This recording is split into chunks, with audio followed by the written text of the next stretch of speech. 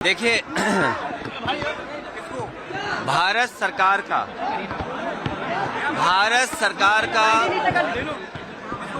अब तक का सबसे बड़ा बजट पेश हुआ है। भारत सरकार का लगातार ये दावा रहा है कि आने वाले समय में दुनिया की 5वीं अर्थव्यवस्था से वो नंबर 3 की अर्थव्यवस्था पे पहुंच जाएंगे और नौकरी, रोजगार, किसान की आय और विकसित भारत का एक नक्शा उन्होंने तैयार किया है, विकसित भारत का एक रोड मैप तैयार किया है। लेकिन बजट आने के बाद जो मायूसी छाई, जो आंकड़े सामने नजर आए कि न इससे विकसित भारत बनने जा रहा है, न इससे कोई अर्थव्यवस्था जिस रफ्तार से बढ़ाना चाहते थे बढ़ने जा रही है, न किसान की आय दोगुनी हुई, नौकरी के नाम पर भी रोजगार नौकरी नहीं दे पा रही सरकार। जो लोग कहते थे मैन्युफैक्चरिंग में हम मेक इन इंडिया या और जो नारे दिए थे, जब वो सब असफल हो गए तो चोरी छिपे जानबूझ करके वो बिल लेकर के आए हैं। बिल इसलिए लाए हैं कि बजट की मायूसी है, बजट से कोई उपलब्धि नहीं है, इसलिए जानबूझ करके अपना पुराना जो उनका तरीका है,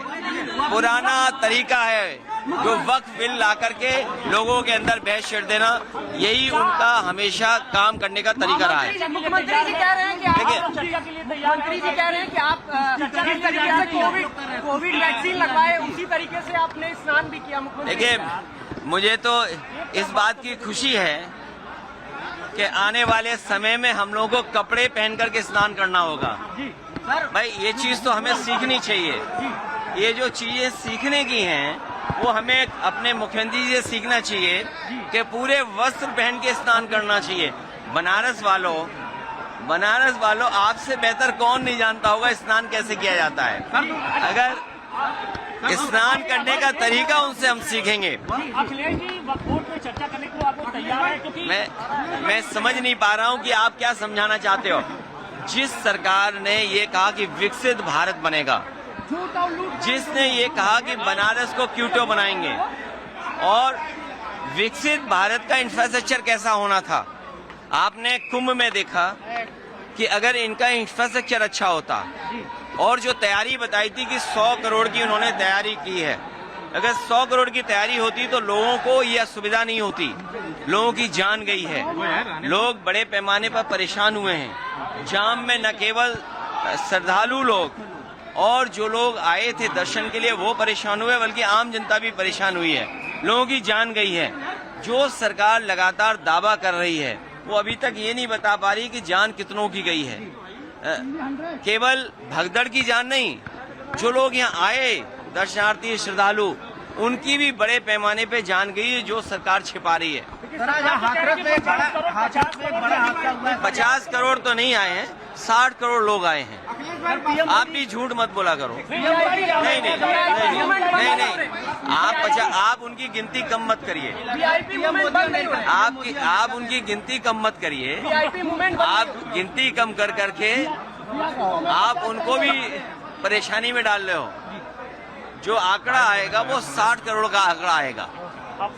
लेकिन 60 करोड़ के आंकड़े के बाद भी जिन लोगों की जान गई है, जो भगदड़ में मारे गए, उनकी भी अभी तक सूची नहीं दे पा रहे हैं।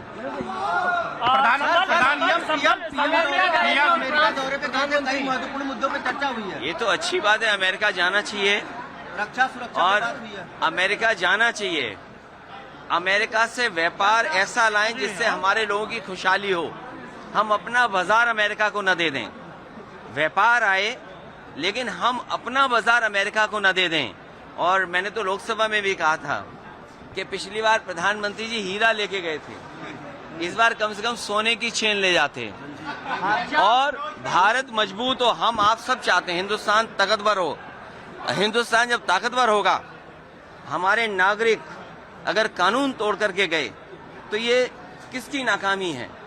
क्या यही विकसित भारत का सपना है कि लोगों को नौकरी रोजगार यहाँ नहीं मिल रहा है, वो मजबूरी में जा रहे हैं वहाँ पर, और इनकी सरकार में दलाल पैसे लेकर के भेज रहे हैं, जिसमें पंजाब है, गुजरात है, और अगर सूची निकालोगे आप तो सबसे ज्यादा इस तरह भारत से जाने वाले लोगों में गुजरात के लोग ज्यादा होंगे। भारत इतना मजबूत हो, हमारा देश इतना मजबूत हो कि कोई भी देश हमारे नागरिकों को बेड़ियां और हथकड़ी लगा करके न भेजे। और फिर अमृत काल में अमृतसर उतारना, ये कहीं न कहीं भारत को और हिंदुस्तान को नीचा दिखाने की कोशिश थी। अमृत काल में अमृतसर में उतारना बेड़ियों के साथ और हथकड़ियों के साथ, ये हमारे भारत की और हिंदुस्तान के नीचा दिखाने की कोशिश हुई है। इसलिए मैंने कहा व्यापार हो, व्यापार मजबूत हो, लेकिन भारत सरकार अपना बाजार उनके हवाले न कर दे।